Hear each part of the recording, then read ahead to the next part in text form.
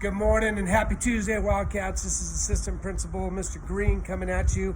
I'm on top of the B building here, if you know where that is, with a gorgeous view on a beautiful sun-splashed midday. I'll just give you a few seconds to soak that in. Might even be a little ocean view over there. I don't know. Baseball field in the distance. Beautiful campus, looking great, ready for your return, and I can't wait for that. But I wanted to talk to you today a little bit about our core value number 2. And of course, they're in no particular order, but we're talking about empathy this week. Now, some people might confuse that with sympathy. I know I used to, and probably still do at times. The biggest difference is, here, let me give you a little example. Some of us have been in relationships with a guy or a girl. And if you haven't, then hopefully, you've seen a movie, you know what I'm talking about. Maybe you have friends, maybe you're that friend that's being sympathetic or empathetic to your friend that just had a breakup. So you've been in a relationship, you're breaking up, maybe it was unforeseen, you didn't expect it, and it's kind of a tragedy. You're feeling terrible.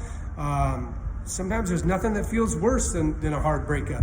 And, being sympathetic means that you might have friends that come to you and try to get your mind off of it. Maybe they try to take you someplace, go to the movies, go to the beach, go to the mall, go shopping, whatever it might be to get your mind off of it.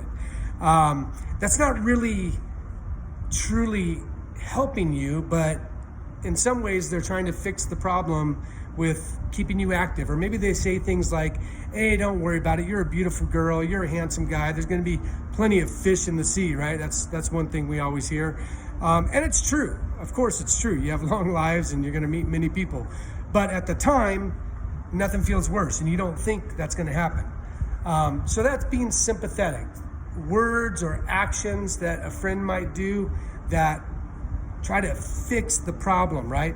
But empathy, and by the way, that's not a bad thing, right? Those friends aren't being bad or negative. Those are good things. They're trying to cheer you up. Sympathy is a good thing.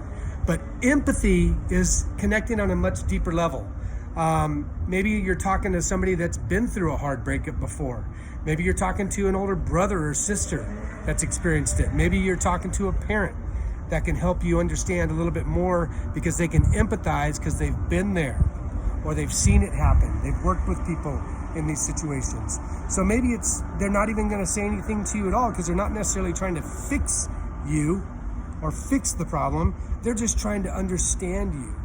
So maybe it could be something as simple as just actively listening to what you have to say.